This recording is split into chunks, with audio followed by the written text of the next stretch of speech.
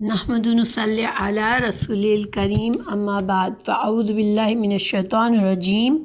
بسم اللہ الرحمن الرحیم۔ ہم قرآن مجید کی تفسیر کر رہے ہیں، سورہ الاعراف پر ہیں اور آیت نمبر 11 سے آج کا لیسن ہے، تو انشاءاللہ شروع کرتے ہیں۔ اعوذ باللہ من الشیطان الرجیم بسم اللہ الرحمن الرحیم۔ وَلَقَدْ خَلَقْنَاكُمْ ثُمَّ صَوَّرْنَاكُمْ ثُمَّ قُلْنَا لِلْمَلَائِكَةِ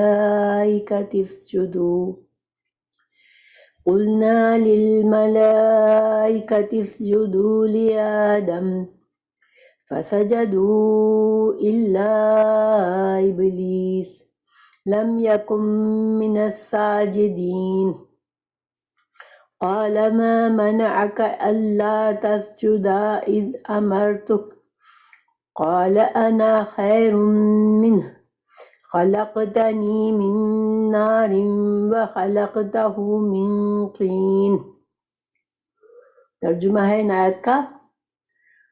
اور بلا شبہ یقیناً ہم نے تمہارا خاکہ بنایا، پھر ہم نے تمہاری صورت بنائی، پھر ہم نے فرشتوں سے کہا آدم کو سجدہ کرو، انہوں نے سجدہ کیا، پھر مگر ابلیس نے سجدہ نہ کیا، وہ سجدہ کرنے والوں میں سے نہ ہوا۔ فرمایا تجھے کس چیز نے روکا کہ تو سجدہ نہیں کرتا جب میں نے تجھے حکم دیا؟ اس نے کہا میں اس سے بہتر ہوں، تو نے مجھے آگ سے پیدا کیا اور تو نے اسے مٹی سے پیدا کیا۔ تو اس آیت کا ہمارے جو سبق چل رہا ہے سورہ اعراف کے سیکنڈ لیسن میں ہم ہیں، تو کیا تعلق ہے؟ دیکھیے سورہ اعراف میں اللہ سبحانہ تعالیٰ نے پہلی آیت میں فرمایا، اللہ نے اپنے رسول صلی اللہ علیہ وسلم کی حوصلہ افزائی کی کہ یہ کتاب جو ہے اللہ کی طرف سے نازل کی گئی ہے آپ کی طرف اور حق ہے، اور آپ بلا تنگی کے اس کو پہنچائے لوگوں تک، اور مخالفت کرنے والوں کی پرواہ نہ کریں، اور مومنوں کو پھر نصیحت فرمائی کہ تم کو صرف اللہ کے احکامات کی پیروی کرنی ہے، اس کے علاوہ جو بھی طریقے ہیں یا جو بھی جن چیزوں سے تم مانوس ہو، جن لوگوں کی تم پیروی کرتے ہو، اب ان کی پیروی تم پر لازمی نہیں ہے، اللہ کے احکامات کی پیروی لازمی ہے۔ تو گویا پچھلے جو تم کچھ بھی کر رہے تھے اب وہ دیکھے جائیں گے کہ قرآن اور سنت کے مطابق جو چیزیں ہیں صرف انہی پر اب عمل کیا جائے گا۔ اور اللہ سبحانہ تعالیٰ نے یہ بھی بتا دیا کہ جو لوگ اس کتاب کو جو مخالفت کرتے ہیں، رسول اللہ صلی اللہ علیہ وسلم کی مخالفت کرتے ہیں اور اللہ کے اس پیغام کو جھٹلاتے ہیں، تو ان کو سخت وعید بھی بتائی کہ دنیا اور آخرت میں ان کو عذاب دیا جائے گا۔ دنیا میں پھر اللہ سبحانہ تعالیٰ نے بتایا کہ جو لوگ انبیاء چیز کو جھٹلاتے ہیں پھر ان کا انجام دنیا میں بھی وہ قوم تباہ ہو جاتی ہیں، اور آخرت میں بھی ان کو سوائے افسوس کے کچھ نہیں ہوگا، کیونکہ آخرت میں بھی ان کو ذلت کا عذاب دیا جائے گا، اور خود اپنے گناہوں کے کا اعتراف بھی کریں گے، لیکن اس وقت کے اعتراف کو ان کو فائدہ نہیں دے گا۔ تو یہ ساری باتیں بتانے کے بعد اللہ سبحانہ تعالیٰ نے اب ہمیں اس دشمن کے بارے میں بتا رہے ہیں جو ہمیں اللہ کے صحیح راستے سے ہٹاتا ہے، جو سب سے نمبر 1 وجہ ہے، جو انسان اللہ کی نافرمانی کرتا ہے اور حق کو نہیں مانتا، تو اس کی جڑ کہاں ہے وہ ہمیں اب بتا رہے ہیں کہ تو یہاں پر آدم کی تخلیق اور ابلیس کی دشمنی کا واقعہ ہمیں بتایا جا رہا ہے۔ تو ہم ترجمہ کرتے ہیں، وَلَقَدْ، اور تحقیق، اور لام تاکید ہے، اور قد بھی تحقیق کے لیے آتا ہے، یعنی بات کو زور دیکھ کے بیان کیا گیا ہے کہ خلقناکم، اللہ نے پیدا کیا تم کو، خلقنا، پیدا کیا ہم نے تم کو، ثم، پھر، صورناکم، پھر تمہاری صورت بنائی، ثم، پھر، قلنا ہم نے کہا للملائکتی ہم نے فرشتوں سے کہا اسجدو سجدہ کرو لی آدم کے لیے فسجدو تو سب نے سجدہ کیا الا مگر ابلیس کے سوا سب نے سجدہ کیا یعنی فرشتوں نے سجدہ کیا لم نہ تھا یکن وہ من الساجدین ساجدہ کرنے والوں میں سے نہ تھا الساجدین جمع ہے الساجد اس کا واحد ہے تو ابلیس شیطان کا نام ہے اب دیکھیں کہ یہاں پر اللہ تعالیٰ نے جمع کا صیغہ استعمال کیا ہے کہ ہم نے تم کو پیدا کیا پھر تمہاری صورت بنائی اور پھر فرشتوں سے کہا کہ سجدہ کرو آدم کو تو یہ اصل میں تم جمع کی صیغہ ہے لیکن مقصد یہ کہ انسانوں کے جو باپ ہیں انسانیت کے باپ حضرت آدم علیہ السلام کو اللہ نے پیدا کیا اور پھر ان کی صورت بنائی تو ظاہر اللہ ہی انسانوں کو پیدا کرتا ہے لیکن یہاں پر بات حضرت آدم علیہ السلام کی ہو رہی ہے اور پھر جب آدم علیہ السلام کو پیدا کر لیا تو فرشتوں کو حکم دیا کہ سجدہ کرو تو یہ واقعہ سورہ بقرہ میں بھی آ چکا ہے حضرت آدم علیہ السلام کا یہ پیدائش کا تو یہاں پر ایڈیشنل بات کیا ہے کہ ابلیس نے سجدہ نہ کیا تو اللہ تعالیٰ نے اس سے پوچھا کہ تجھے کس چیز نے مجبور کیا کہ تو نے سجدہ نہ کیا یہاں پر لم یکم منس فسجدو الا ابلیس لم یکم من الساجدین وہ سجدوں میں سے کرنے والوں میں سے نہ تھا تو اللہ نے اس کو پوچھا کہ تم کو کس چیز نے روکا اللہ یہ ان لا تھا تو یہ بھی یہاں پر تاکید کی بات لی آیا ہے ورنہ ان صرف ان سے بھی کام چل جاتا تو اللہ تعالیٰ نے چونکہ یہاں پر خاص طور سے ابلیس سے پوچھا کہ تجھے میں نے حکم دیا تھا تو تو نے کیوں سجدہ نہ کیا اس سے یہ ثابت ہوتا ہے کہ ابلیس کو بھی حکم دیا گیا تھا صرف فرشتوں کو نہیں تھا تو ابلیس جو تھا وہ فرشتوں میں رہتا تھا اس لیے کہ وہ بہت عبادت گزار تھا تو جب اللہ تعالیٰ نے فرشتوں کو حکم دیا تو ساتھ میں ابلیس کو بھی حکم دیا تھا اور ابلیس نے اللہ کے حکم کو نہیں مانا اور سجدہ نہیں کیا اس نے کیا جواب دیا ابلیس نے قالا اس نے کہا انا میں خیر میں بہتر ہوں منہ اس سے میں اس سے بہتر ہوں اچھا یہاں پر ایک بات غور کرنے کی ہے کہ بہت سے لوگ اس پر بحث کرتے ہیں کہ اس کو فرشتوں کو ہی صرف حکم دیا گیا تھا اور چونکہ شیطان ان میں تھا تو اس کو بھی کرنا پڑا لیکن یہاں پر اس بات جملے سے ہمیں اندازہ ہوتا ہے کہ اللہ تعالیٰ نے خود اس سے پوچھا کہ میں نے تجھے جب سجدہ کرنے کو حکم دیا تو تم نے کیوں نہیں کیا گویا کہ حکم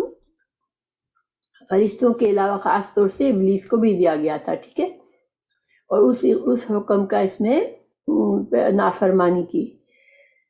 اب اس نے کیا جواب دیا ابلیس نے قالا میں نے کہا انا میں خیرون بہتر ہوں منہ اس سے میں آدم سے بہتر ہوں خلقتنی تو نے مجھے پیدا کیا ہے من نار آگ سے وخلقتہ اور اس سے تو نے پیدا کیا ہے من طین تو نے اسے مٹی سے پیدا کیا ہے مجھے آگ سے پیدا کیا ہے تو میں بہتر ہوں میں بہتر ہو کے ایک کمتر کو کیوں سجدہ کروں تو یہاں پر دیکھیں بہت سی باتیں سیکھنے کی ہیں سب سے پہلی بات کہ شیطان نے خود سے اندازہ لگایا ٹھیک ہے اللہ کا حکم صاف تھا کہ تمہیں کرو اب اس کو چاہیے تھا کہ وہ اس حکم کو مانتا اور بس کرتا کیونکہ اللہ تعالیٰ کے احکامات اللہ خالق ہے جب اس کا کوئی حکم ہے تو پھر انسان کو یہ نہیں ہوتا انسان یا جن جس کو بھی حکم ہے اس کو یہ نہیں ہوتا کہ اگر وہ حکم کی مقصد یا حکمت سمجھ میں آئے میری عقل اس کو تسلیم کرے تو میں مانوں نہیں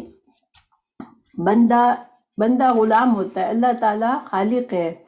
تو جب خالق کوئی حکم دیتا ہے تو پھر ہماری عقل سے جج کرنے کی ہمیں اجازت نہیں ہے شیطان نے سب سے بڑی غلطی کیا کی کہ اس نے اپنی عقل استعمال کی کہ میں بہتر ہوں تو بہتر جو ہے وہ کیوں جھکے، وہ اس کی فضیلت زیادہ ہوتی ہے تو وہ کیوں کمتر کو سجدہ کرے. سب سے بڑی غلطی اس نے یہ کی. پھر دوسری بات، اس نے خود سے یہ اندازہ لگا لیا کہ میں چونکہ آگ سے بنا ہوں تو آگ بہت زیادہ افضل ہے، اور یہ مٹی سے بنا ہوا ہے تو مٹی کمتر ہے. لیکن صحیح معنوں میں اگر دیکھا جائے تو آگ جو ہے اس کی خصوصیات کیا ہے کہ اس کے اندر بہت تیزی ہے، وہ بھڑک اٹھتی ہے اور وہ جلا دیتی ہے، جبکہ مٹی کے اندر نرمی ہے، مٹی کے اندر سکون ہے اور اصلاح کی صلاحیت ہے. یعنی مٹی دیکھیں، مٹی کہیں کی زمین بالکل بنجر ہوتی ہے، اب اس کو تھوڑا سا پانی دو، تھوڑا سا اس کے اندر زمین کو ہل چلاؤ تو وہ اس کے اندر نرمی آ جاتی ہے، وہ بہتر ہو جاتی ہے. پھر زمین جو ہے نباتات اگاتی ہے تو اس میں لوگوں کو فائدہ پہنچانے کی صلاحیت بھی ہے، اور یعنی انسان کو وہ مٹی کے اوپر انسان جو ہے وہ چلتا پھرتا ہے، انسان جو ہے اپنی چیزیں جو چاہتا ہے اس طرح سے کر لیتا ہے. تو گویا مٹی کے اندر تواضع ہے، مٹی جو ہے وہ دوسروں کے لیے اپنے آپ کو جھکاتی ہے. تو یہ ساری اچھی خصوصیات ہے. آگ کے مقابلے میں مٹی کہیں بھی کمتر نہیں ہے، بلکہ اس کی خصوصیات جو ہے وہ زیادہ افضل ہیں. لیکن ان سب باتوں کے ساتھ ساتھ سب سے بڑی بات یہ تھی کہ اس کو تکبر کیا، اس نے اپنے آپ کو خود سے بڑا بنایا. یعنی اسے کسی نے کہا نہیں تھا کہ تم افضل ہو آدم سے، مگر اس نے خود اندازہ لگایا. اور یہ جو خود کو بڑا سمجھنا اپنی مرضی سے، اپنے سمجھ سے کہ میں بہتر ہوں، یہ تکبر کہلاتا ہے. اور تکبر جو ہے وہ اللہ سبحانہ تعالیٰ کو بالکل نہیں پسند. تو یہ سارے اس نے مسٹیکس کی یہاں پر کہ اس نے اللہ کے حکم نہ مانا، اور اس نے صرف اپنی غلط سمجھ کی وجہ سے، اپنے اندازوں کی وجہ سے. تو دیکھیں اس سے ایک اسلام کی شریعت کا قانون بنتا ہے کہ جب قرآن اور حدیث یا اللہ کا حکم موجود ہے قرآن اور حدیث میں جس معاملے کے بارے میں، اس مسئلے میں انسان قیاس نہیں کر سکتا. قیاس کیا ہوتا ہے؟ قیاس جو ہے ایک اسلامی شریعت میں مسائل کا حل نکالنے کا ایک طریقہ ہے کہ انسان اپنے غور و فکر سے دوسرے دلائل کو دیکھ کے کسی ایسے حکم کا مطلب نکالتا ہے، مسئلہ حل کرتا ہے جس کا ڈائریکٹ حکم قرآن اور حدیث میں اس کو نظر نہیں آتا. جیسے مثال کے طور پر شراب حرام ہے، قرآن میں بتا دیا گیا، اور یہ بھی بتایا کہ کیوں حرام ہے کہ یہ عقل کو ڈھانپ لیتی ہے، انسان کی عقل پر اثر انداز ہوتی ہے. تو پھر علماء نے دیکھیے، اب آج کل نشے کی بہت سی چیزیں ہیں نا، نشے کی شراب کے علاوہ بہت ساری ایسی چیزیں ہیں جو کہ وہ نشہ کرتی ہیں. تو پھر علماء نے کیا کہا کہ چونکہ شراب کو حرام اس لیے کیا ہے کہ وہ عقل کو ڈھانپ لیتی ہے، عقل کو پر اثر انداز ہوتی ہے. تو پھر عقل پر اثر انداز ہونے والی جتنی اور چیزیں ہیں وہ ساری کی ساری حرام ہے، نشہ دینے والی ہر چیز حرام ہے. تو یہ قیاس ہے، اور یہ قیاس قابل قبول ہے. کیوں قابل قبول ہے؟ اس لیے کہ اس کا حکم موجود نہیں تھا، دوسری یعنی شراب کا موجود تھا لیکن دوسری نشہ آور چیزوں کا حکم قرآن میں نہیں تھا. تو علماء نے اس پر قیاس کیا، اور یہ قیاس قابل قبول ہے. لیکن ان چیزوں میں کہ جس پر حکم موجود ہے اس پر قیاس کرنا، اپنی عقل سے کچھ اور مسئلہ نکالنا، یہ حرام ہے، اسلام میں یہ جائز نہیں ہے. اور شیطان، سب سے پہلے شیطان ہی تھا جس نے یہ کام کیا. تو یہ شیطانی عمل ہے کہ انسان اللہ تعالیٰ کے احکامات، واضح احکامات قرآن اور حدیث میں موجود ہو، پھر بھی وہ اپنے اندازے سے حکم نکالے. ہمارے لیے اس میں کیا سبق ہے اس آیت میں کہ کسی بھی معاملے میں اللہ نے اگر کسی کو ہم پر فضیلت دی ہے تو اس کو قبول کرنا ہمارے لیے ضروری ہے، اللہ کی تقسیم کو ماننا ضروری ہے. کیونکہ انسان اگر اللہ کی تقسیم پر اعتراض کرتا ہے تو پھر یہ تکبر ہے. تو کیونکہ اللہ نے آدم کو فضیلت دی اور وہ برداشت نہ کر سکا، اور اس نے اللہ کے اس فیصلے پر اس نے اعتراض کیا اور ہمیشہ کے لیے مردود بن گیا. تو انسان کو ہمیشہ اللہ کے فیصلوں کو قبول کرنا چاہیے کہ ہم سے زیادہ کسی کو فضیلت اللہ کی طرف سے ملی ہے تو ہمیں یہ اجازت نہیں ہے کہ ہم اس سے حسد کریں اور ہم یہ ناخوش ہوں کہ اس کو کیوں ملی یہ نعمت مجھے کیوں نہیں ملی. ہاں ہم اللہ سے دعا ضرور کر سکتے ہیں اللہ مجھے بھی یہ نعمت دے، وہ دوسری بات ہے، لیکن ہم جو ہے اس بنا پر اللہ سے ناراض نہیں ہو سکتے کہ اللہ نے اسے تو دیا اور مجھے نہیں دیا. ٹھیک ہے، اللہ کے فیصلوں کو قبول کرنا ہر صورت میں ہمارے لیے ضروری ہے. تو اب آگے اللہ سبحانہ تعالیٰ نے اب ناراض ہوئے اللہ سبحانہ تعالیٰ اس کی نافرمانی سے اور فرمایا قالا فہبت، پس اتر جا، منہا، اس سے. اب منہا اس سے، تو یہ اس کے دو مطلب کیے گئے ہیں. کچھ علماء نے کہا کہ وہ جنت میں تھا اور اللہ نے اسے جنت سے نکلنے کو کہا، کچھ نے کہا نہیں آسمانوں پر تھا، یہ سارا کچھ آسمانوں پر ہو رہا تھا اور اللہ نے اسے آسمان سے نیچے اتر جانے کو کہا، کیونکہ اس وقت آدم علیہ السلام بھی ابھی جنت میں نہیں ڈالے گئے تھے. آدم کو جنت میں رہنے کا بعد میں حکم دیا گیا تھا، جب سجدے کا حکم فرشتوں کو دیا گیا ابلیس نے منع کر دیا، اس کے بعد آدم علیہ السلام کو جنت میں ڈالا گیا تھا. تو صحیح زیادہ رائے صحیح کون سی سمجھی گئی کہ آسمان سے اتر جا.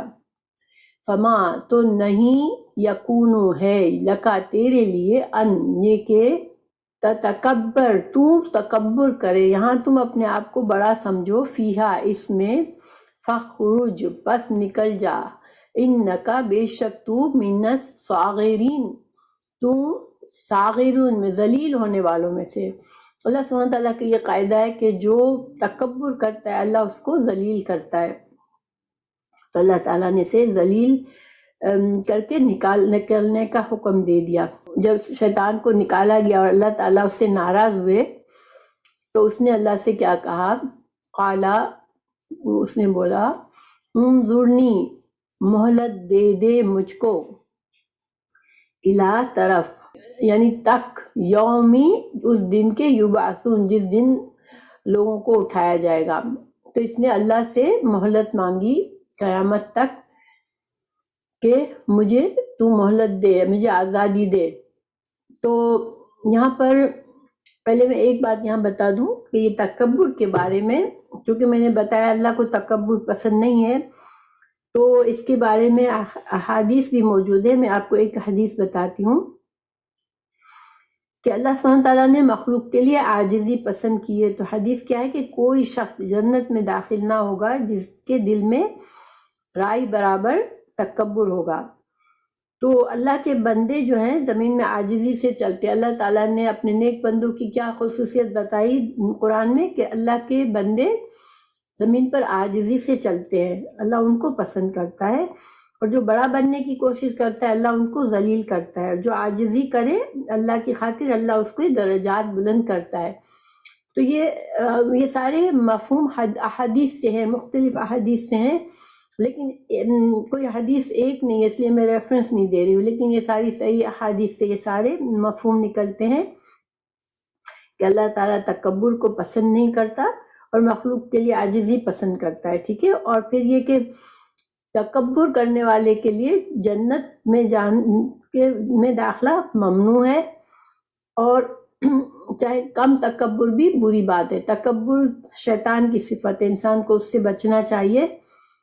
اور اللہ کے نے ان بندوں کی تعریف کی ہے قرآن میں جو کہ عاجزی سے چلتے ہیں، اور جو بڑا بننے کی کوشش کرتا ہے اس کی سزا ہم بار بار دیکھیں گے قرآن میں کہ اس کو ذلیل ہونے کی سزا کا ذکر کیا گیا ہے. اور جو انسان اللہ کی خاطر عاجزی کرتا ہے، حالانکہ اللہ نے اسے بڑا درجہ دیا ہوتا ہے، مگر وہ لوگوں میں عاجزی سے معاملہ کرتا ہے تو اللہ اس کے درجات کو اور بلند کرتا ہے. ٹھیک ہے، یہ ساری باتیں ہمیں تکبر کے بارے میں. یہ اب جو ہے شیطان نے مہلت مانگ لی اللہ سے، اور اللہ سبحانہ تعالیٰ نے فرمایا انکا، بے شک تو، من المنظرین، اللہ نے اسے مہلت دے دی کہ تجھے مہلت دیے جانے والوں میں سے ہے تو. تو یہ اللہ سبحانہ تعالیٰ کی شان بے نیازی ہے کہ اللہ تعالیٰ اپنے نافرمان بندوں کی بھی دعا قبول کر لیتا ہے. تو اللہ تعالیٰ نے شیطان کی اس درخواست کو، اس دعا کو قبول کر لیا، اس کو اجازت دے دی۔ اب اس میں اللہ کی حکمت تھی، چونکہ اللہ تعالیٰ نے انسانوں کو دنیا میں ایک آزمائش سے گزارنا ہے، اور شیطان جو ہے وہ ہمارے لیے ایک امتحان کا ذریعہ بنے گا، اس لیے اللہ نے اسے اجازت دے دی بندوں کے امتحان کے لیے۔ تو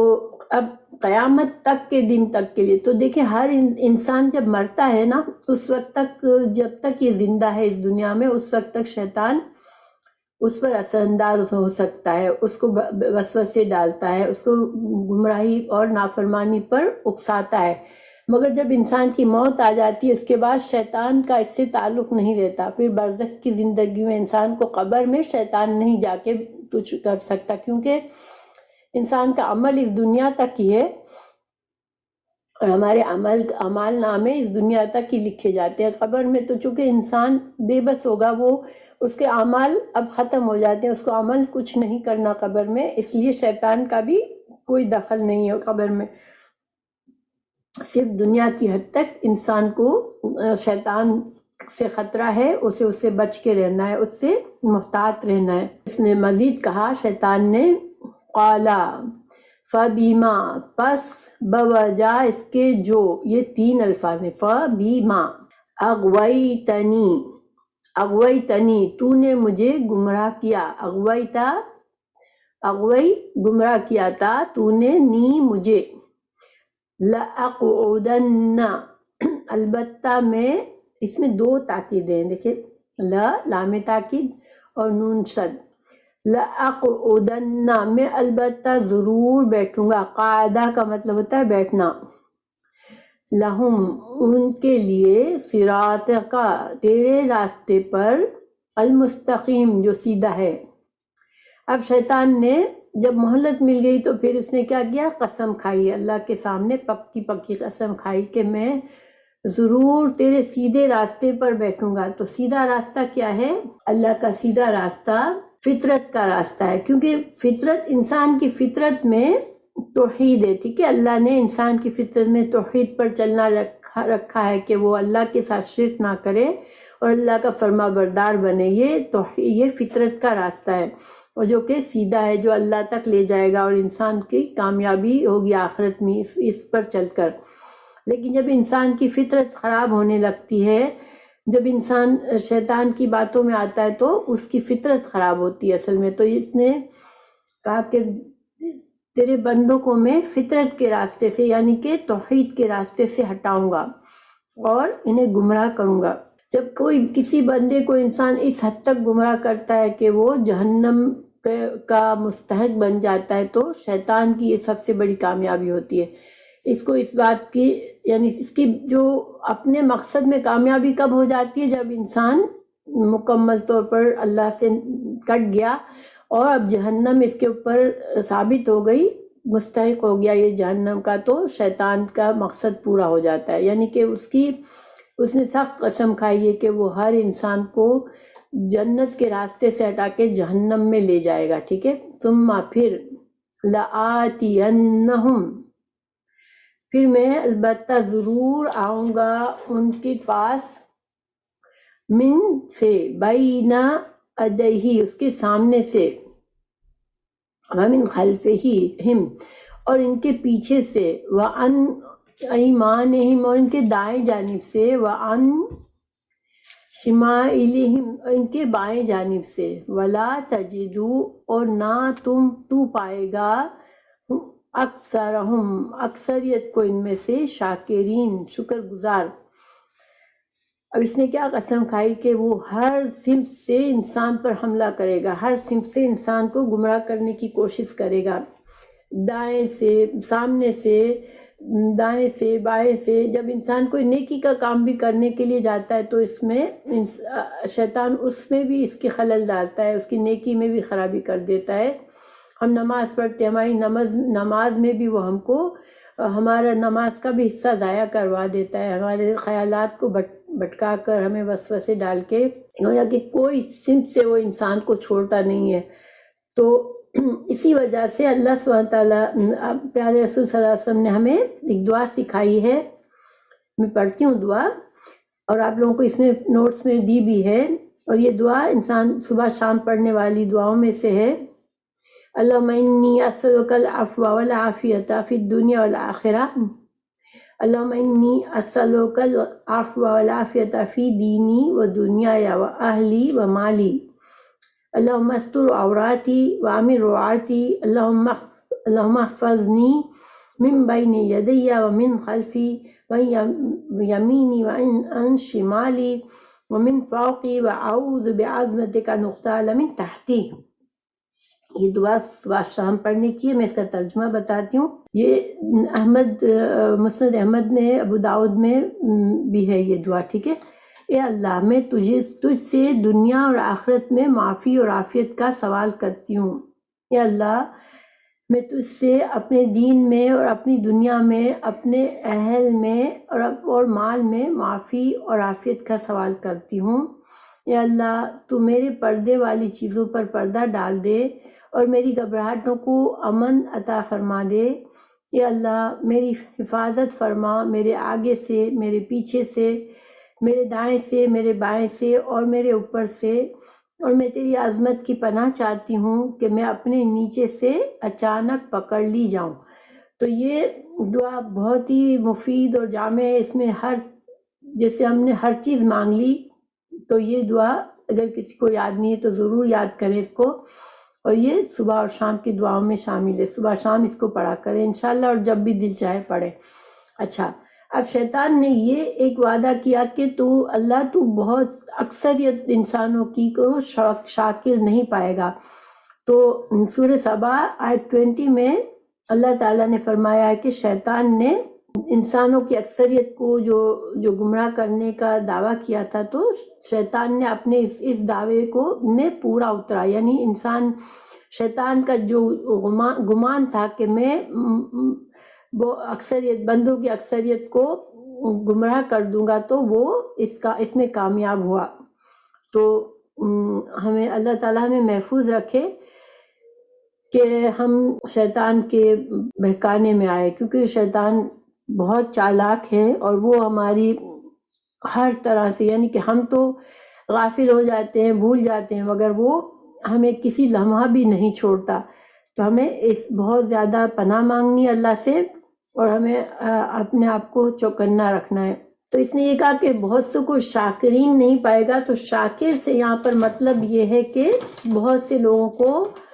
توحید کے راستے سے ہٹ جائیں گے۔ شکر گزاری یہاں پر توحید کا راستے پہ چلنا ہے، اور ناشکرہ پن جو ہے وہ توحید سے ہٹ جانا ہے، کیونکہ اللہ کا سب سے بڑا حق کیا ہے کہ ہم صرف اللہ کو اپنا معبود مانیں، اور ہمارے پاس جو بھی نعمتیں ہیں ہم یہ سمجھے کہ اللہ ہی کی طرف سے ہے۔ جب انسان اپنی نعمتوں کا کسی اور کی طرف حوالہ کرتا ہے کہ مجھے فلاں سے یہ چیز ملی، فلاں سے یہ ملی، جیسے کہ فلاں کسی پیر، کسی بت کے پاس جا کے انسان منتیں کرتا ہے کہ میری مراد پوری کر دو، تو یہ ساری کیا ہے، یہ شرک بھی ہے، لیکن یہ ایک اللہ کی ناشکری بھی ہے کہ اللہ سبحانہ تعالیٰ کا حق جو تھا وہ ہم نے نہیں ادا کیا۔ کیونکہ شکر کیا ہوتا ہے، شکر گزاری جب انسان جس کا جو حق ہے اس حق کا اعتراف کرنا، ٹھیک ہے۔ تو اگر انسان اللہ کے توحید کے راستے سے ہٹتا ہے تو وہ شرک کر رہا ہوتا ہے، اور وہ ناشکرہ ہوتا ہے اللہ کا۔ تو شکر جو ہے وہ شکایت کرتے ہیں نا، جو شکوہ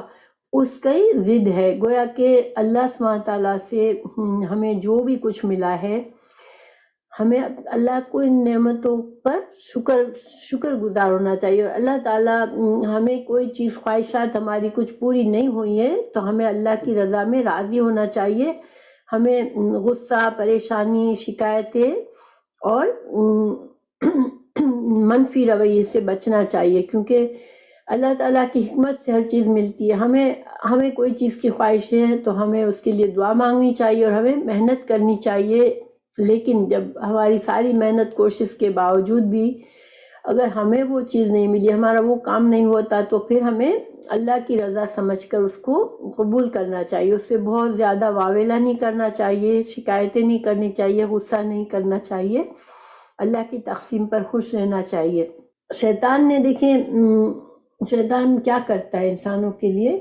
کہ وہ دنیا کو خوشنما بناتا ہے، انسانوں کے لیے دنیا میں اتنا اٹریکشن کر دیتا ہے، اس کی غلط خواہشات کو اتنا خوبصورت بنا کے اس کے سامنے لے آتا ہے کہ انسان ہر گناہ کی طرف لذت محسوس کرتا ہے، اور گناہوں کی طرف اس کے لیے آسان ہو جاتا ہے گناہوں کی طرف چلنا، کیونکہ ظاہری بات ہے جو چیز زیادہ اٹریکٹیو لگتی ہے انسان کو، جس میں اٹریکشن زیادہ ہے، اسی کی طرف انسان کا بڑھنا آسان ہوتا ہے۔ اور انسان دنیا میں اگر بہت زیادہ مشغول ہو جاتا ہے، دنیا ہی کے جھمیلوں میں رہ جاتا ہے، تو آخرت کو بھول جاتا ہے اور اپنی آخرت کی تیاری نہیں کر سکتا۔ تو اور پھر شیطان ہمارے نیک اعمال میں بھی خرابی کرتا ہے، خلل کرتا ہے، ہماری نمازوں میں وسوسے ڈالتا ہے، ہمارے صدقات خیرات میں ہمارے اندر ریاکاری ڈال دیتا ہے، یا ہمارے اندر ہماری نعمتوں پر شکر گزاری کے بجائے تکبر ڈال دیتا ہے۔ تو ہمیں ہر چیز میں چوکنا رہنا کی ضرورت ہے، اور اللہ سبحانہ تعالیٰ کو عاجز بندے پسند ہے، اللہ کی رضا میں راضی ہونے والا بننا ہے انشاءاللہ۔ تو بہرحال ہم آگے ہے، قالا فرمایا اللہ تعالیٰ نے اس کو جواب دیا، اخرج نکل جا، منہا اس یہاں سے، مذءومن مذمت کیا ہوا، مدحورن رحمت سے دور، اللہ تعالیٰ اس سے ناراض ہوا، اس کو ہمیشہ کے لیے اپنی رحمت سے دور کر دیا۔ لمن البتہ جو بھی تابعاکا پیروی کرے گا تیری، منہم ان میں سے، لأملأن تو بے شک میں، البتہ عملہ سے مطلب ہوتا ہے بھر دینا کسی چیز کو، انا میں ضرور بھر دوں گا، یہاں نون پر شد تاکید کا ہے اور یہ لام بھی تاکید کا ہے، میں ضرور بھر دوں گا جہنم کو، منکم تم سے، اجمعین تم سب سے، یعنی شیطانوں سے اور جو لوگ شیطان کی پیروی کریں گے سب سے جہنم کو بھر دے گا۔ کوئی اللہ بے نیاز ہے، اگر دیکھیں انسانوں کو ساری طرح سے اللہ نے سمجھا دیا، اللہ تعالیٰ نے حق اور باطل واضح کر دیا، اللہ تعالیٰ نے ہمارے دشمن سے ہمیں باخبر کر دیا، اگر پھر بھی کوئی انسان شیطان کی پیروی کرنا چاہتا ہے، شیطان کا بندہ بنتا ہے، تو پھر اللہ کو نہیں پرواہ کہ وہ جہنم میں جائے گا، چاہے وہ سارے انسان بھی اگر ناشکری پر اتر آئے تب بھی اللہ کو کوئی فرق نہیں پڑتا۔ اللہ سبحانہ تعالیٰ اپنے نیک بندوں کی قدر کرتا ہے، اور شکر گزار بندوں کے لیے اللہ نے رحمتیں اپنے تیار کر کے رکھی ہے، مگر جو بے صبرہ ہو جاتا ہے، جس کو جلدی کے فائدہ چاہیے، اور جو شیطان کی باتوں میں آ جاتا ہے، پھر وہ اپنا نقصان کرتا ہے۔ اور یہ ایک طرح سے ہمیں سمجھا دیا گیا کہ یہ جو پیچھے ہمیں بتایا کہ کس قدر انسان جو قومیں جو ہے اللہ کے نبیوں انبیاء کو صرف اس لیے ٹھکرایا کہ ان کے دنیا شیطان کے پیرو تھے، وہ کہ وہ دنیا کی محبت میں انہوں نے حق کو قبول نہیں کیا۔ تو یہ سارے انسانوں کے لیے ایک طرح سے نصیحت کا ذریعہ ہے یہ آیت، ان کو سمجھنا ہے کہ ہمارا دشمن بہت ہی خطرناک ہے، اور بہت زیادہ اس نے پکا ارادہ کیا ہے، وہ ہمت نہیں ہارتا، وہ بار کوشش کرتا ہے۔ بہرحال حضرت آدم علیہ السلام کو حکم ہوا، اے آدم یا آدم، اے آدم اسکن رہو، سکونت اختیار کرو، انتا تم، وزوجکا اور تمہاری بیوی، الجنہ جنت میں، فکلا اور تم دونوں کھاؤ، حیثو جہاں سے، شئتما یہ تثنیہ ہے، تم دونوں، شئتما یہ کلا بھی تثنیہ ہے، الف جو ہے حمزہ یہ تثنیہ کا ہے، اور شئتما میں الف حمزہ جو ہے وہ تثنیہ کا ہے۔ ولا تقربا اور نہ تم قریب جانا، ہذہ اس، الشجرۃ اس درخت کے قریب مت جانا، یعنی جنت میں جہاں سے چاہو کھاؤ پیو گھومو پھرو، مگر بس صرف ایک پابندی ہے کہ اس خاص درخت کی طرف مت جانا، فتکونا تو ہو جاؤ گے، من الظالمین ظالموں میں سے۔ اور دیکھیں یہاں پر اللہ نے یہ نہیں کہا کہ اس میں سے مت کھانا، اللہ نے بتایا کہ اس درخت کے قریب نہیں جانا، کیونکہ اسلام میں جو گناہ کا کام ہے اس کے قریب جانے سے منع کیا گیا ہے، کیونکہ جب انسان گناہ کے بہت قریب چلا جاتا ہے تو پھر اس کے لیے بہت مشکل ہو جاتا ہے اس گناہ سے بچنا. ٹھیک ہے، ہماری خواہشات کو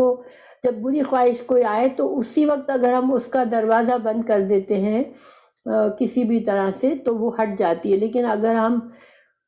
اس کے بہت قریب چلے جاتے ہیں تو پھر اس خواہش سے ہٹنا مشکل ہو جاتا ہے. اس لیے اسلام میں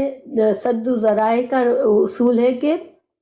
گناہ کے قریب نہ جاؤ، بس زنا کے قریب نہ جاؤ. قرآن میں کہا گیا لا تقربوا الزنا، زنا کے قریب مت جاؤ. تو کوئی ذریعہ ایسا ہے جو ہمیں گناہ کی طرف لے جائے گا، ہمیں اس سے بھی بچنے کو کہا گیا. فتکونا تو ہو جاؤ گے تم دونوں، یہ بھی تثنیہ ہے، من الظالمین، ظالموں میں سے. اب یہ آیات پہلے بھی آ چکی ہے سورہ بقرہ میں بھی سیم آیت ہے دوبارہ کہ اللہ تعالیٰ نے آدم اور حوا علیہ السلام کو جنت میں رکھا، ان کو تمام نعمتوں ان کے لیے جائز رکھی کہ جہاں سے جو چاہو کرو، جو کھاؤ پیو، جو کرو گھومو پھرو، لیکن بس ایک درخت کے قریب مت جانا ہو. اگر جاؤ گے تو تم اپنے نفسوں پہ ظلم کرنے والے ہو جاؤ گے، یعنی کہ تم اللہ کی ناراضگی کماؤ گے. کیونکہ جب انسان اللہ کو ناراض کرتا ہے تو اصل میں وہ اپنے نفس پر ظلم کر رہا ہوتا ہے. بہرحال اب شیطان نے کیا کیا، فوسوسہ، تو اس نے وسوسہ ڈالنا شروع کیا. وسوسہ کیا ہوتا ہے؟ خاموش آواز، دھیمی آواز، دل میں بات ڈالنا تاکہ کوئی نقصان دہ چیز کے لیے یا اچھی چیز کے لیے بھی خاموشی سے خفیہ طریقے سے کیا جا سکتا ہے، لیکن وسوسہ عام طور پر نقصان دہ چیز کے لیے استعمال ہوتا ہے. جو شیطان ہمارے دلوں میں وسوسہ ڈالتا ہے حرام چیز کی طرف، ہم کو ہمارا دل جب مائل ہونے لگے کوئی حرام کام، ہمیں پتہ ہے یہ غلط کام ہے، اب ہمارا دل اس طرف جا رہا ہے تو ہمیں فوراً چوکنا ہو جانا چاہیے کہ شیطان ہے جو مجھے پیچھے سے وسوسے کر رہا ہے اور ہمیں اس سے بچنا چاہیے. تو بہرحال شیطان نے وسوسہ ڈالا ان کے لہما، ان کے لیے، الشیطان، و شیطان نے، لیبدیا، اور اس کی چال کیا تھی، تاکہ ظاہر ہو جائے، کھول دے، لہما، ان دونوں کے لیے، ماں جو وریا، جو چھپایا گیا تھا. ورا سے، ورا کا مطلب پیچھے ہوتا ہے، تو جو چیز ہماری پیٹ کے پیچھے ہوتی ہے وہ ہمیں نظر نہیں آتی، چھپی ہوئی ہوتی ہے. تو جو چیز جس کو چھپایا گیا تھا یا اس کو اس نے ظاہر کر دیا، انہما، ان سے، من سوآتہما، ان کی شرمگاہیں، وقالا، اور کہا، ما نہاکما، ان سے کہا کہ تمہیں منع صرف اس لیے کہا گیا ہے، اللہ نے صرف اسی وجہ سے منع کیا ہے، ربکما، ان کے ہذہ الشجرۃ، اس درخت سے کھانے سے تمہیں کیوں منع کیا ہے، ان لا، کہ نہ، ان تم، تکونا، تم ہو جاؤ، تم دونوں ہو جاؤ، ملکین، فرشتے، یا تکونا، تم دونوں ہو جاؤ، من الخالدین، ہمیشہ رہنے والوں میں سے. یعنی کہ اس درخت کے دو فائدے ہیں، اس کو کھانے سے یا تو تم فرشتے بن جاؤ گے یا پھر تم اس میں ہمیشہ، تمہاری زندگی ہمیشہ کی ہو جائے گی، تم کو کبھی موت نہیں آئے گی، ہمیشہ کی جنت تمہیں مل جائے گی. تو دو فائدوں میں سے کوئی ایک بھی مل سکتا ہے، جب اب آتا ہے تو دونوں ہو سکتے ہیں یا دونوں میں سے کوئی اور ایک فائدہ مل سکتا ہے، مگر یہ نہیں کہ کوئی ایک بھی نہیں ملے گا. گویا اس نے ان دونوں کو قسمیں کھا کے اور ان کو پکے وعدے کر کے ان کو بہکایا کہ اس درخت سے کھا لو، اس کا کچھ اور نہیں ہے، صرف اس لیے منع کیا ہے کہ اس سے تم کھا کے فرشتوں کی صفات آ جائے گی تمہارے اندر، یا تم ہمیشہ رہنے والوں بن جاؤ گے. تو فرشتوں کی صفات یہاں پر علماء نے کہا کہ حضرت آدم علیہ السلام چونکہ فرشتے جو تھے وہ اللہ کے قریب رہنے والی مخلوق ہے، تو حضرت آدم علیہ السلام کے دل میں یہ خواہش آئی کہ میں اگر اس کو کھاؤں گا تو پھر میں اللہ سے زیادہ قریب ہو جاؤں گا اور ہمیشہ جنت میں رہنے والا ہو جاؤں گا. تو یہ اب سوال یہ کہ کیا فرشتے انسانوں سے افضل ہوتے؟ تو دیکھیں فرشتوں کی یہ خصوصیت آف کورس افضل ہے کہ ان کے اندر گناہ نہیں کرتے وہ اللہ کے قریب مخلوق ہے۔ اللہ تعالیٰ نے قرآن میں فرمایا وَمَنْ عِنْدَهُ لَا يَسْتَكْبِرُونَ عَنْ عِبَادَتِهِ وَلَا يَسْتَحْسِرُونَ کہ یہ جو فرشتے اللہ کے قریب ہیں جو وہ عبادت سے تکبر نہیں کرتے اور نہ تھکتے ہیں۔ تو فرشتوں کی یہ فضیلت ہے کہ وہ اللہ کے قریب رہتے ہیں اور وہ مسلسل عبادت کرتے ہیں، نہ تکبر کرتے ہیں نہ تھکتے ہیں عبادت سے، یعنی عبادت کرنے سے ان کو کوئی یہ نہیں لگتا کہ ہم کیوں عبادت کریں، ہم تو بہتر ہیں، وہ اللہ کی عبادت میں خوشی محسوس کرتے ہیں۔ اور تو اس وجہ سے اب اس کا یہ مطلب نہیں کہ فرشتے ہر لحاظ سے انسان سے افضل ہیں، بیکاز اس کی کوئی دلیل نہیں ہے کہ فرشتے افضل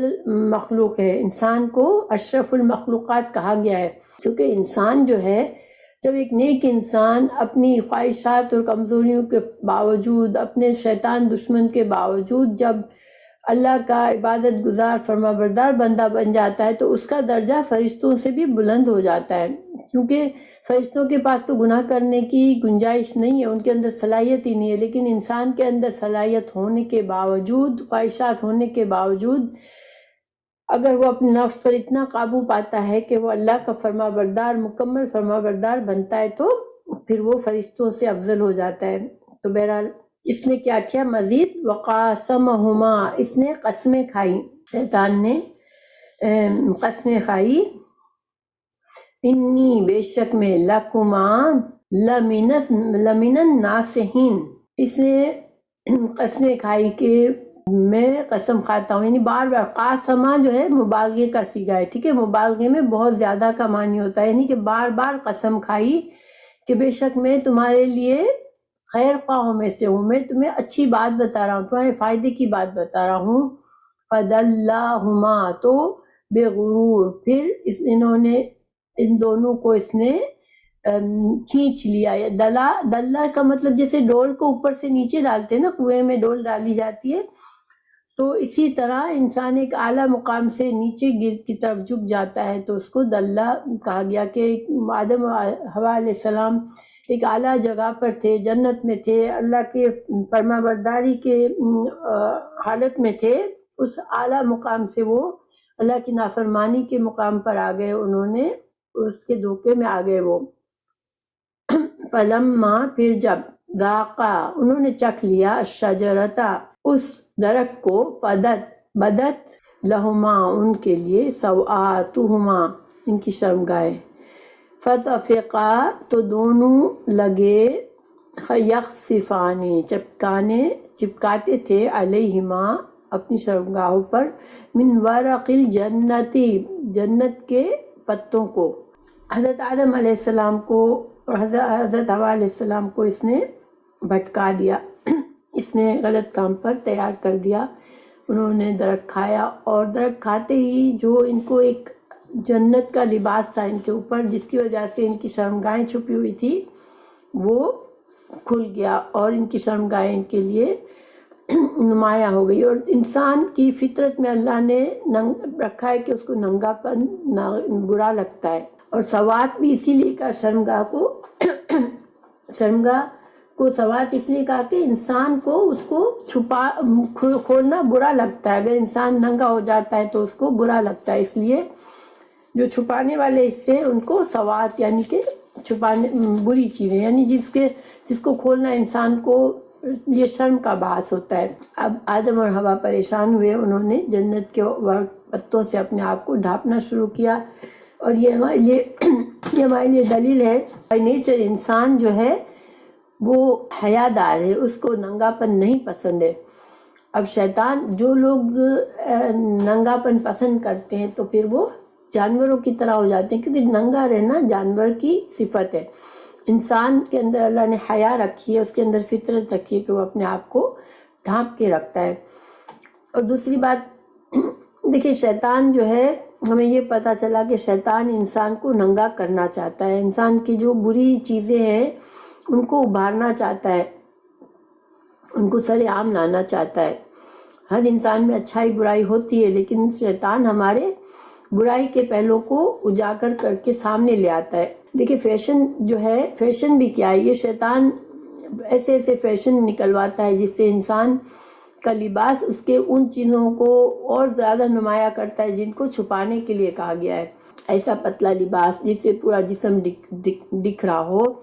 یا ایسا لباس جس سے انسان کے اندر تکبر آئے،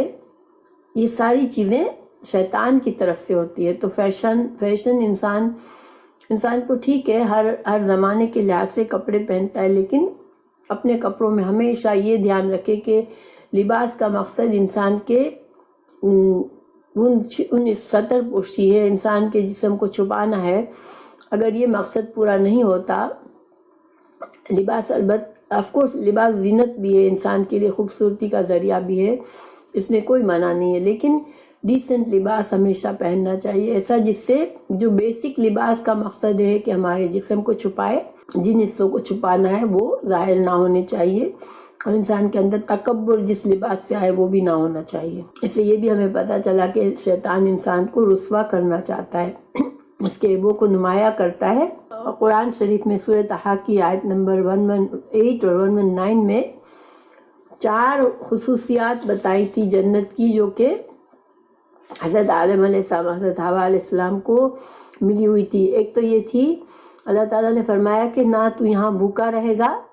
نہ ننگا ہوگا، نہ پیاسا ہوگا، نہ تجھے دھوپ کی شدت سے تکلیف ہوگی. یہ 4 خصوصیات کا ذکر سورہ طٰہٰ میں ہوا تھا. تو جنت کا لباس جو تھا وہ ان کے ننگے پن کو چھپائے ہوئے تھا. شیطان کو بھی یہ معلوم تھا اور حضرت آدم علیہ السلام کو بھی معلوم تھا، کیونکہ حضرت اللہ تعالیٰ نے اسے سورہ سبا طٰہٰ کی آیت میں ہمیں پتہ چلتا ہے کہ اللہ تعالیٰ نے انہیں بتایا تھا کہ جنت میں تمہیں یہ خصوصیات حاصل ہے کہ تمہیں ننگا پن نہیں ہوگا. تو لیکن شیطان جانتا تھا، شیطان بھی، تو شیطان نے اس چیز پر اکسایا جس سے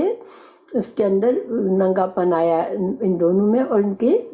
شرمگاہیں کھل گئیں. اب اللہ تعالیٰ نے فرمایا وَنَادَا، اللہ نے پکارا ہما ان دونوں کو، ربہما ان کے رب نے، علم کیا نہیں، انہکما نہیں سے ہے، نہیں کا مطلب ہوتا ہے منع کرنا، کیا میں نے نہیں منع کیا تھا تم دونوں کو، کما یہ تثنیہ ہے،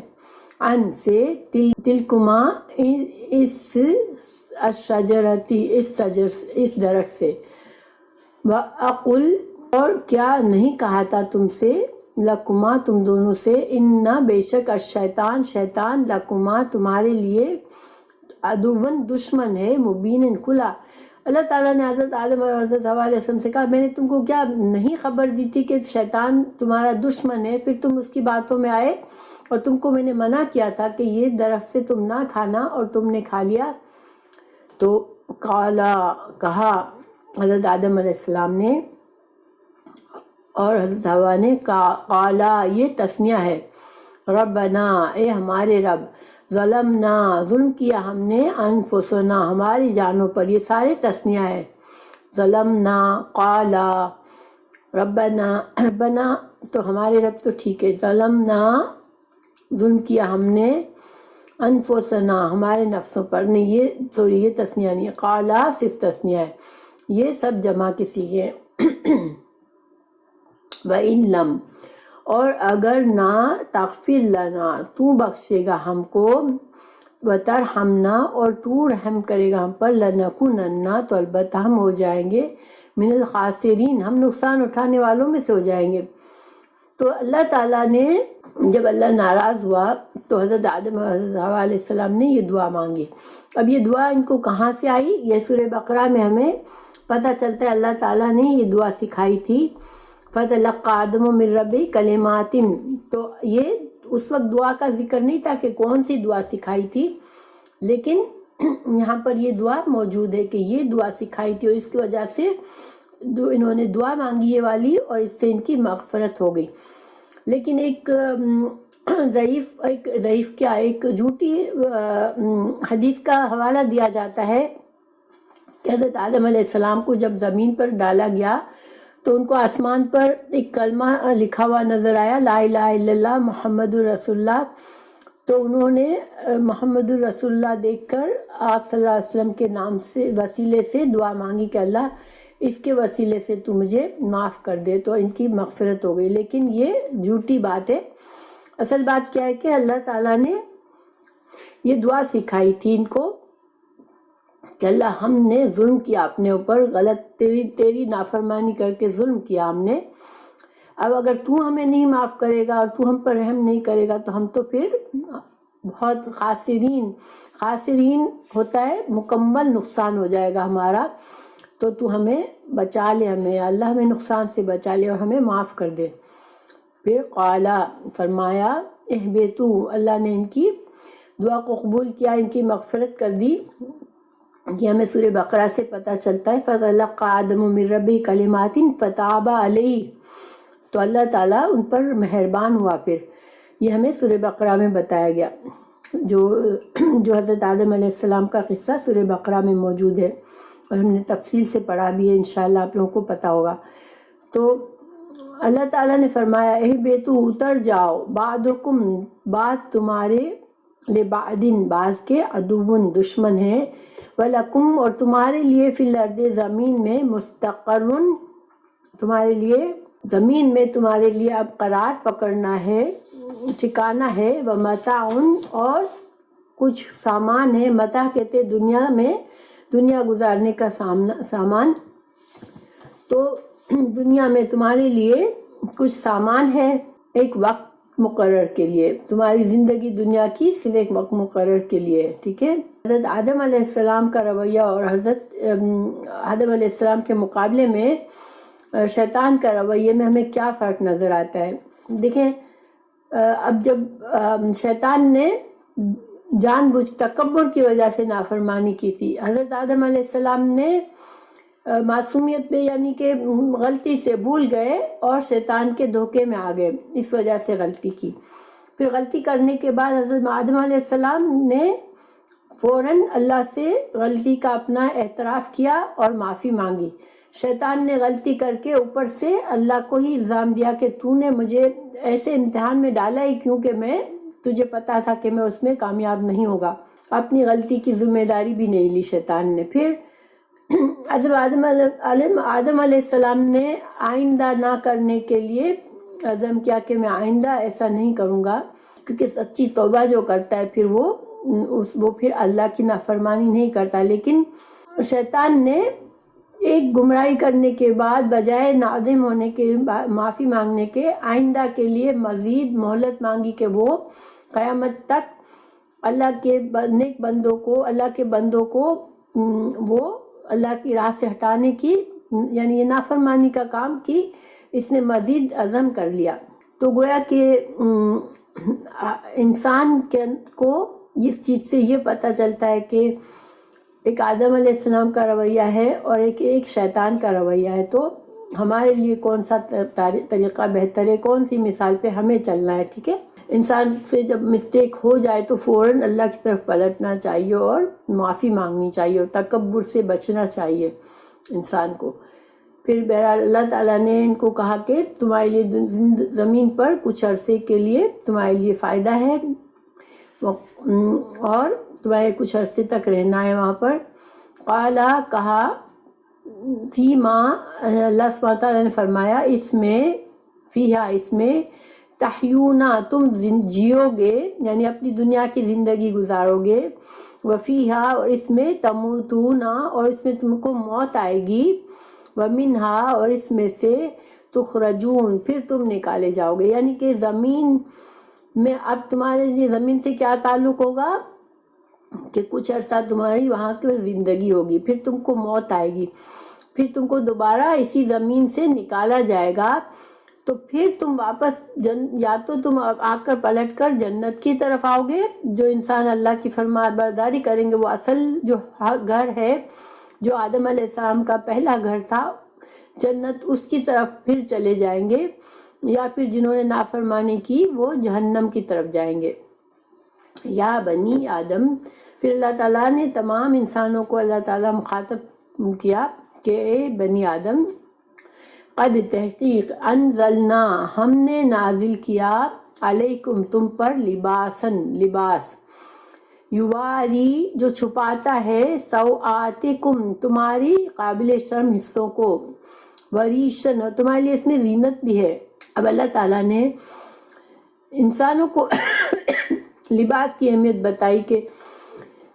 جنت میں انسان کے اوپر لباس تھا، شیطان نے اسے اتروایا۔ اب اللہ نے دنیا میں بھی ایسے نباتات کے ذریعے اور ریشم کے کیڑے سے جیسے ریشم بنتا ہے، یا پھر کاٹن اگتی ہے زمین سے تو اس سے لباس بنتا ہے، تو اللہ تعالیٰ نے وہ چیزیں مہیا کی جس سے لباس بن سکتا ہے۔ پھر اللہ تعالیٰ نے لباس بنانے کا طریقہ بھی سکھایا۔ دیکھیں انسان جو بھی کچھ ایجاد کرتا ہے اس کی بیس کہاں سے ہے؟ اللہ کے دیے ہوئے علم سے، جو اللہ نے آدم علیہ السلام کو دیا، اور اس کا بیج انسان کے اندر ہوتا ہے۔ پھر انسان وقت ضرورت ان سے مختلف لوگ سیکھتے ہیں چیزیں۔ حضرت داؤد علیہ السلام سے قرآن میں کہا گیا کہ اللہ نے ان کو جنگی لباس بنانا سکھایا تھا۔ تو لباس جو ہے یہ بھی اللہ ہی کی طرف سے انسان کو سکھایا گیا۔ تو اللہ تعالیٰ نے اس کی وجہ بتائی کہ دو وجوہات لباس میں، دو چیزیں ہوتی ہیں۔ ایک تو تمہاری شرمگاہوں کو، قابل شرم حصوں کو چھپاتا ہے، جن چیزوں کو چھپانے کا حکم ہے ان کو چھپاتا ہے، اور یہ تم کو لباس، ایک ڈیسنٹ لباس سے انسان کے اندر خوبصورتی آتی ہے، اس کے عیب چھپ جاتے ہیں۔ وَلِبَاسُ التَّقْوَىٰ اور لیکن تقویٰ کا لباس، ذَلِکَ خیر یہ زیادہ بہتر ہے۔ یعنی مطلب کیا ہے؟ ایک تو ظاہری لباس ہے اور ایک معنوی لباس کیا ہے؟ انسان کے دل کا تقویٰ، کہ انسان کو ظاہری طور پر بھی لباس پہننا چاہیے، جس سے لباس پہننے کے جو مقاصد وہ پورے ہوں، اور انسان کے دل میں تقویٰ، اللہ کا خوف ہونا چاہیے، وہ پرہیزگاری سے کام لے، اور لباس بھی تقوی والا پہنے، اور دنیا کے تمام معاملات میں تقویٰ سے کام لے۔ اور تقویٰ کیا ہوتا ہے؟ تقویٰ اللہ کا وہ خوف جس سے انسان اپنے معاملات پر نظر رکھے، اور انسان جو ہے اللہ کا خوف اس کے دل میں ہو کہ میں کوئی ایسا کام نہ کروں جس سے اللہ نے مجھے منع کیا ہے۔ تو انسان کو نہ صرف لباس سے اپنے آپ کو پراپر طریقے سے چھپانا ہے، اپنی پراپر زینت حاصل کرنی ہے، بلکہ انسان کے اندر تقویٰ ہونا چاہیے۔ اس تقویٰ کے لباس سے یہ مطلب نہیں ہے کہ انسان بالکل ایک ہی لباس پہن رہا ہے اور وہ بس لباس کو جیسے اس پر کوئی خرچہ نہیں کرنا، بہت سمپل ہونا چاہیے، ایسے ضروری نہیں ہے یہ، ٹھیک ہے؟ کیونکہ آپ صلی اللہ علیہ وسلم سے ثابت ہے اور صحابہ کرام سے بھی کہ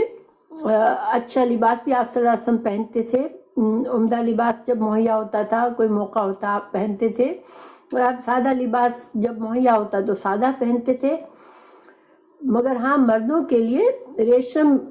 حرام کہا گیا اور زعفرانی رنگ کا لباس منع کیا گیا، اتنا لمبا لباس جو کہ جس کا دامن زمین پر گسرتا ہو، جس سے انسان کے اندر تکبر کا اظہار ہوتا ہو، ایسا لباس منع کیا گیا مردوں کے لیے۔ اور عورتوں کے لیے بہت باریک لباس جس سے اس کا جسم نظر آئے وہ منع کیا گیا، یا پھر اتنا تنگ لباس جس سے جسم کے ہر شیب و فراز واضح ہو، ہر طرح کی انسان کے عورت کا جسم پورا سمجھ آئے، تو یہ اس طرح کا لباس عورت کے لیے منع ہے۔ لیکن ہر دل کا تقویٰ، انسان کے جو معنوی لباس ہے وہ بھی ضروری ہے، کہ انسان اگر وہ نہیں ہوگا تو انسان کے اور چیزوں میں بھی اللہ کے فرما برداری کے لحاظ سے کام نہیں ہوں گے۔ تو پھر اللہ تعالیٰ نے فرمایا ذالک یہ خیر ہے، یہ بہتر ہے، تقویٰ کا لباس بہتر ہے، یعنی انسان کے اندر تقویٰ ہونا چاہیے۔ ذالک یہ من آیات اللہ، اللہ کی آیات میں سے ہے، لعلکم تاکہ تم یذکرون، تم نصیحت پکڑو۔ اللہ تعالیٰ نے یہ جو باتیں ہمیں بتائی، ہمارے دشمن سے ہمیں اچھی طرح سے بتا دیا کہ دشمن کتنا خطرناک ہے اور کب کتنی شدت سے اس کی کوشش ہے کہ ہم کو وہ جہنم کی طرف ہر انسان کو لے جائے، اور انسانوں کو بھی کتنا خطرہ ہے اس سے اگر وہ اللہ کی فرما برداری اور اللہ کے تقویٰ کے ساتھ زندگی نہیں گزارتے۔ تو یہ انشاءاللہ ہمارے لیے ہمارا سبق پورا ہوا۔